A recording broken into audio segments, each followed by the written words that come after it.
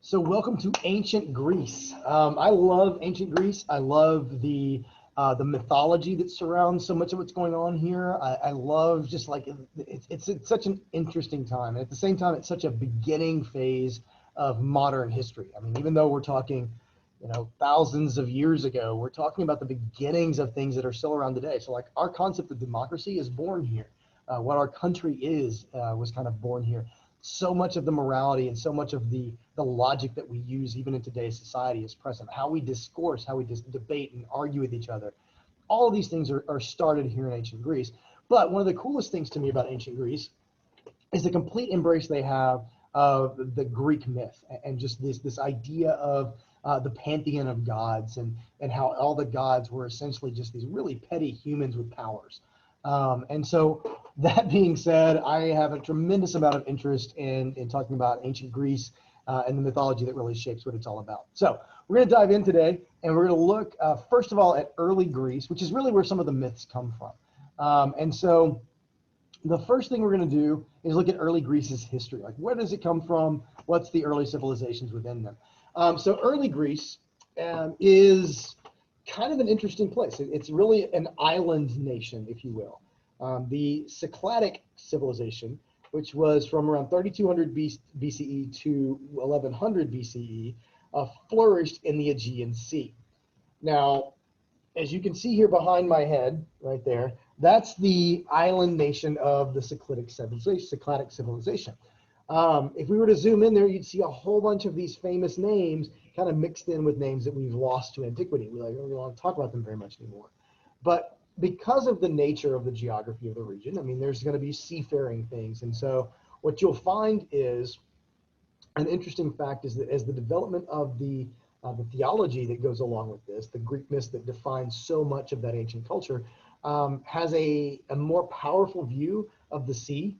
So for instance, Poseidon is one of the big three in Greek myth, but when we get to the Romans, which are not as concerned with seafaring life, he's not as big of a deal. Like, he's a lower level god.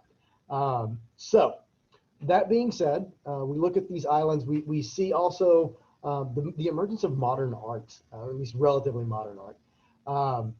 Art and architecture, like some really fancy things are flourishing here. The culture that we've looked at so far, our ancient river civilizations, even in ancient China, the architecture is pretty basic. It's not anything fancy. It's not anything structurally really powerful. But the imagery we get of Greek architecture and moving into Roman architecture, because those two are so closely connected, there's real power there. There's real strength in the use of stone, cut stone, and the types of pillars like what you see there behind my head. I mean, we're talking about some really substantial stuff. And then again, like I said, art takes a leap forward. It kind of takes the basis of things like hieroglyphics and really pushes it into a newer level of things. So the next thing to look at as we go through early Greece is the Minoans. Okay, so Greece is really a collection of different groups of people throughout time that kind of come together. Their stories are all pulled together despite different backgrounds. So it's kind of, if you will, a melting pot of ancient civilizations. And the Minoans are the first ones we look at. So from 2700 to 1500 BCE, these folks settled in Crete. It's an island there near Greece proper, that's connected to the upper continent there. And they were, as you would imagine, they were traders and seafarers. Again, that massive island structure that we just saw in the Aegean kind of demonstrates what that is. Now, one of the earliest Greek myths and most famous Greek myths is that of the labyrinth. And so as you can see behind my head right here, the labyrinth. And for those who aren't familiar with the story, it goes like this. King Minos was a God-fearing Poseidon worshiper. And he prayed and prayed and prayed that Poseidon would send him a snow white bull to basically so that Poseidon was on his side, that kind of thing. Minos was supposed to take the bull and sacrifice this pure white bull to Poseidon as an act of honor. But instead, Minos really loved the beauty of the bull. He decided that he wanted to keep the bull. And because that was meant to be a sacrifice to Poseidon, Poseidon gets angry. and does a very gross thing, to be completely honest. Minos, his wife, Pasiphae, was caused to fall in love with the bull by Poseidon, like a love with the bull. And when that happened, she mated with the bull and they had a baby. That baby was the Minotaur. And really, there's no other way to describe the Minotaur except a monster. The Minotaur is human body, bull head, and cannibalistic. Loved to eat the human flesh. Couldn't be controlled, could not be domesticated, could not anything like that. So Minos takes the bull and has him placed at the center of this thing created by an architect named Daedalus. Now, Daedalus is the greatest architect of all time in the story, anyway. And what he does is he creates this thing called the labyrinth. It's this elaborate maze. The monster is put at the middle, and since the monster is super, super cannibalistic, it eats humans, it's uncontrollable, it's also a little bit stupid. And so it can't find its way out of the maze. There's not really any gates on it. But the other problem is that you got to feed it to keep it alive.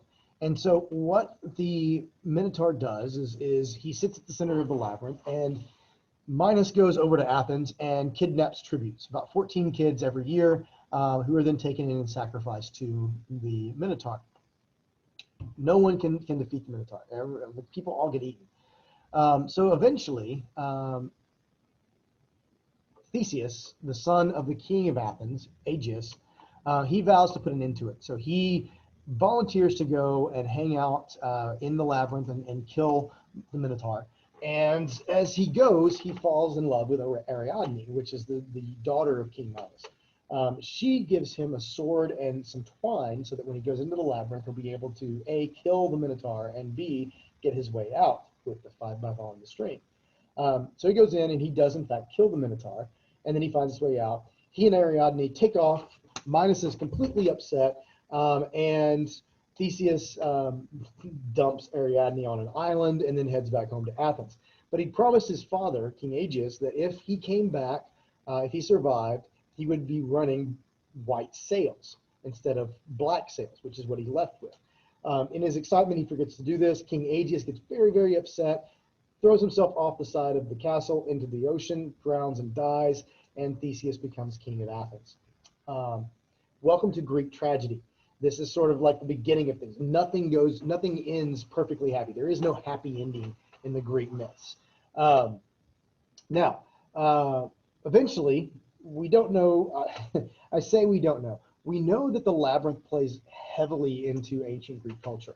Did it really exist? Archaeologists have found examples of labyrinths. They found underground mazes and those kind of things in the region. So it's entirely possible that some form of this existed, that there was, in fact, some form of labyrinth. I'm going to go and guess that probably wasn't a Minotaur, most likely. But that doesn't mean that there weren't similar things going on, like that there wasn't a trap or some sort of sacrifice made to the gods on a yearly basis. That definitely feels like it might be something that could have happened at that time. Again, doubtful that it was from a bull-headed human being monster thing. Okay. Eventually, the Minoans were conquered by the mainlanders, the Mycenaeans, and some possible natural disasters. I mean, when you live on islands in the middle of the ocean, hurricanes and storms and squalls and tsunamis and all sorts of things are going to be present. So you got to watch out for that. They did have shrines and areas that were dedicated to honor the gods and the goddesses, and so we're seeing that obviously in the story of King Minos that he was worshiping Poseidon. So Poseidon is going to be one of those gods that is continued to worship in those areas. As you can see an example of the shrines there. Oftentimes they're on mountaintops to get them closer to the gods and the deities. Okay, the next people group after the Minoans are the Mycenaeans. Now, Mycenaeans were monarchists, and they were warriors. They were fighting people. As you can see, they defeated the Minoans in the previous slide. In fighting, in fighting amongst them, so like they being warriors, eventually if you run out of people to fight outside, you're going to fight people inside. Outside invaders still continued. They took advantage of the weakness of the inside. And then there were also, again, natural disasters. Again, you're living on the ocean. There's going to be some things that happen. Um, so there's a dark ages for them, a 300-year decline in population, food production, civilization is stagnant. Things are not moving forward for them. So 300 years is a long time to not see much development. Um, and one of the ways that we do know things happen for the Mycenaeans is they begin to spread out and disperse. People move to other areas of the Aegean Sea. Now, these legends, like that of the Labyrinth, and the sequel to the Labyrinth, where Daedalus and Icarus, his son, decide to escape, and they fly out with waxen wings, and Icarus gets too close to the sun, his wings melt, and plop right in the ocean, he's dead. Again, Greek tragedy, things never end well. Those stories are kept alive through these singing bards, people who would go around and telling the stories. Because again, a lot of these stories are written in what we would call poetry, epic poetry type things. And so these stories are carried on from generation to generation during these dark ages when people aren't writing it down. Now, speaking of writing things down, we get to Homer. Homer is a blind poet who writes the two extant, which means living or existing, works from this particular period, the Iliad and the Odyssey. Now, the Iliad is the story of the Trojan War, Troy versus the Mycenaeans. Helen, this beautiful, the woman who caused 1,000 ships to sail. Basically, she was so beautiful that one king stole her from the other king, and that king then went to war to bring her home, costing thousands of lives in the process. It's also the story of the Trojan horse. Couldn't get in. There's a siege laid on Troy. The Mycenaeans or the Spartans basically make a giant horse. They climb their soldiers up inside of it, send the horse inside. When it gets inside the city gates, they let them out and they invade. It's a 10-year war between Paris and Agamemnon. Agamemnon ends up being the general that's fighting for King Menelaus, I believe is his name. And then also the great warrior Achilles. Achilles as in Achilles' heel. The man who could not be defeated except if he was shot by a poison arrow in the back of his ankle, which of course he ultimately is. Greek tragedy. Okay, this Odyssey is the sequel to that. So Odysseus is a general who is on his way home from the Trojan War, and it's a 10-year trip. It shouldn't be, but it is. He gets caught for 10 years. Lots of things happen. This is where you see some of the more Minotaur-like mythical figures. Trojan War has myth to it. Achilles has his invulnerability because of a very magical river his mother dipped him into, but you don't see the monsters so much. Odysseus' trip, you see the monsters, the sirens, the beautiful women who sing to passing ships and men crash into the rocks. You've got giants, you've got cyclops, you've got all these different things that are going on. So Odysseus' journey ends up with him coming home. And again, these exist today, and we read them and still discuss them, and Hollywood makes movies about them periodically. These are taught in schools at the time, and they represented the ideal culture, the warrior culture.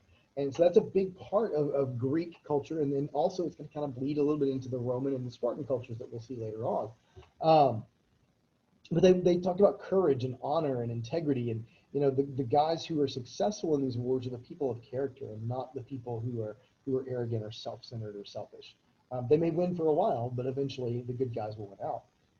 And it talks about the concept of arete, which is hero strives for excellence. And so other heroes that you will see kind of coming from this time period, you've got Jason and the Argonauts, you've got Hercules is definitely going to be somebody who's going to be mentioned in a similar fashion with these. So there's a lot of those types of heroic figures where the hero may not always succeed, but he is trying to be the best that he can be.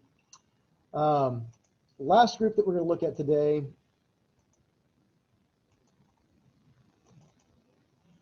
there you go, are the Dorians. Now, the Dorians are about 100 years long. It's kind of a short period. They conquered the Mycenaean civilization, but they weren't as advanced. They had an iron slashing sword. Sorry, it's not iron slashing. So that was different because the swords up until then were kind of pokey type things, whereas the slashing sword, you're you can't see my hand, but you're kind of whipping it back and forth. You could do more damage with that. And the iron was strong. They came from the north and northwest Greece, and they swept down into the Aegean Sea area. So begin to take them all over. Now, so as you look at these two kind of things, you can kind of see this map here. I'm going to pause for just a second and bring up this map here so you can kind of see what's going on. So as I slide out of the way, you can kind of see a little bit of the map. And these are the different groups that are represented there. Again, the Aegean Sea, you can kind of see the Aegean Sea is here in this region here where the Cyclades right there, that old region was there. Then you've got most of the rest of Greece as we know it. So now all these different regions are going to have importances here. You've got Laconia that you're going to see. There's Sparta right there. Arcadia is going to be a big factor in there. Here's Olympia, which is similar to Mount Olympus, those kind of things. There's Thebes over here, which is an important city. And then here's Athens right over here, which is in Attica. So all of those are going to be like different eras there, different time frames and those kind of things. Now, as we move forward, we're going to see that there's some big clashes that occur between the Athenians and the Spartans.